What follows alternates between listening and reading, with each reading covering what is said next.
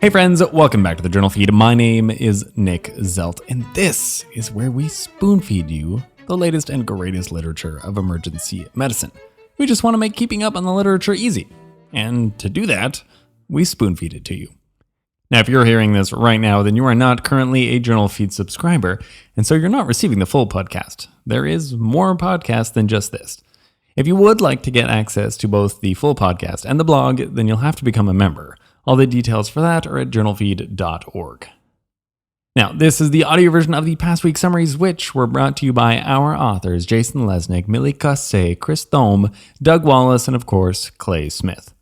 So here's the first article titled, Evaluation of Oseltamivir Used to Prevent Hospitalization in Outpatients with Influenza, out of the JAMA Internal Medicine. Oseltamivir, brand name Tamiflu. I've probably prescribed this, 6-7 times in the last few weeks. A lot of flu going around, but with some serious reluctance. It's not exactly a hard hitter despite its support in some guidelines, and of course widespread use, which is a shame because I think its existence kind of staunched the development of other, what could be potentially effective antivirals. Anyways, don't take my word for it. Here's a little bit of data on this. These authors found 15 RCTs and meta-analyzed comparing oseltamivir to placebo, or standard of care, in outpatients at least 12 years old who had confirmed influenza infections. Their main outcome of interest was rates of hospitalization, an outcome which I'd say is pretty patient-centered. Their total cohort from combined studies was a little over 6,000 patients with an intention to treat population, and 54% of them were prescribed oseltamivir. The average age was 45 years old, about half of them were female, and 60% of the studies were industry funded. Overall rates of hospitalization were low, less than 1%, so finding a difference here, it's going to be kind of hard. And on top of that, it makes you wonder a little bit why we're seeking to treat these patients in the first place. Less than 1% hospital admission rate is quite low already. Anyways, just from my lead up, you won't be surprised to hear that oseltamivir was not associated with a decrease in hospitalizations overall. Now, I don't want to sound too down on antivirals like I am with Paxlovid. I just want to frame things in the current state of the world before I get into trial data. Now, this lack of effect held true in patients over 65 years old, as well as those who were thought to be high risk for hospitalization. What was clearly observed, though, an obvious difference, was an increase in nausea, risk ratio of 1.43, and vomiting, risk ratio of 1.83. Not any serious adverse events, though. Interestingly, there's more vomiting reported than nausea. Now, how many people are vomiting but don't feel nauseous? Now, I don't think I vomited in the last maybe 10 years, but I remember the two coming kind of hand in hand most of the time. Something important to mention is that if you sub-analyze the studies to just the industry-funded studies, then you do actually see a decrease in hospitalizations. And this isn't necessarily because they're biased, although they could be a little bit, but possibly because these studies worked a lot harder to confirm that these patients had real, significant influenza infections, using viral cultures or a 4-fold change in antibody titers instead of what you and I would obviously use, which is just PCRs. So perhaps oseltamivir really does work. I mean, it does work in vitro after all, but it just doesn't work enough to be useful in real life, though it definitely causes nausea and vomiting. So in the end, it comes down to shared decision making. The possibility of maybe a day's less symptoms, but no change in hospitalizations, versus probably adding nausea and vomiting to a patient who already likely feels pretty crummy.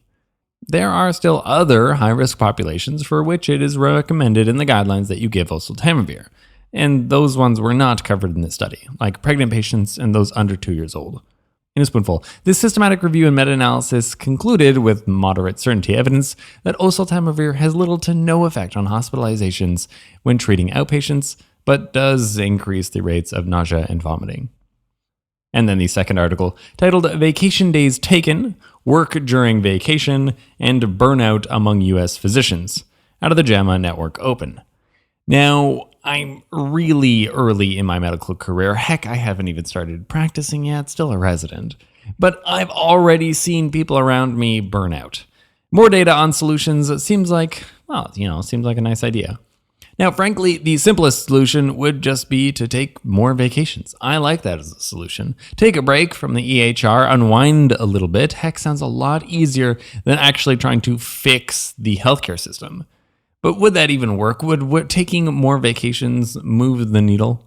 This cross-sectional survey of more than 3,000 U.S. physicians from November 2020 to March 2021 asked about how many vacation days they were actually taking on a yearly basis. They also asked about how much work was being done during those vacations and associated this with rates of burnout and professional fulfillment. Burnout was measured using the Malash Burnout Index, a survey of 22 questions about burnout, depersonalization, and personal achievement. You answer each of these questions on a Likert scale, and it looks pretty depressing to fill out. I actually did it myself, and apparently I'm low level of burnout in everything except personal achievement, at which I'm moderate level. Though there's not really an option to not be burnt out from this scale, so, a little bit of bias there.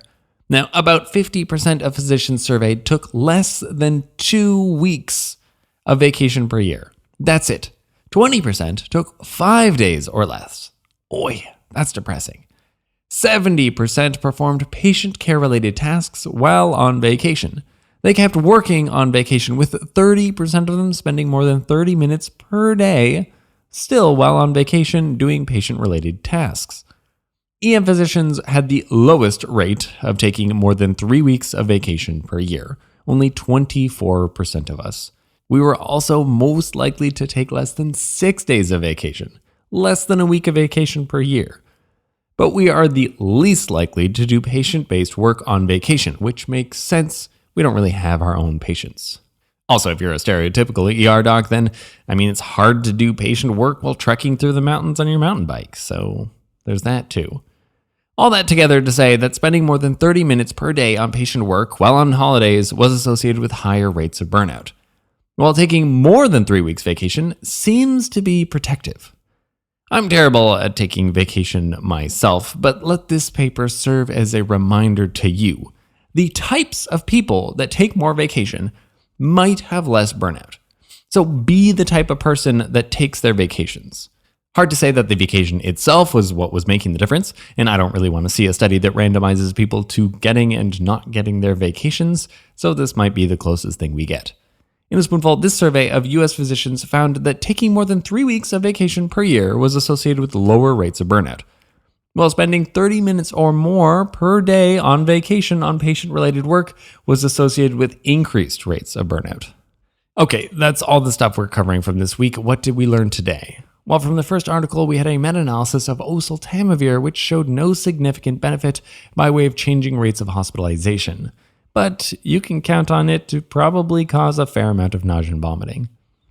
And then from the second article, be the kind of doctor that takes more vacation, and you might also be the type of doctor who's less likely to burn out. It's like smiling to make yourself happy instead of waiting for something to make you happy to make you smile. Again, if you're hearing this right now, then you are not a part of the members feed, and so you missed 3 articles from this past week. The first was about, is it worth thrombolizing patients who are already taking NOACs? Second was about abdominal x-rays and the evaluation of intussusception. Is it really helpful? And then the last was about private equity acquisition of hospitals. What's it doing to patient care? Links to all the articles summarized can be found at JournalFeed.org, where the newsletter is the best way to make the podcast into a bite-sized nugget of spaced repetition. Our goal here is for you to read less, learn more, and save lives, one spoonful at a time. Thank you.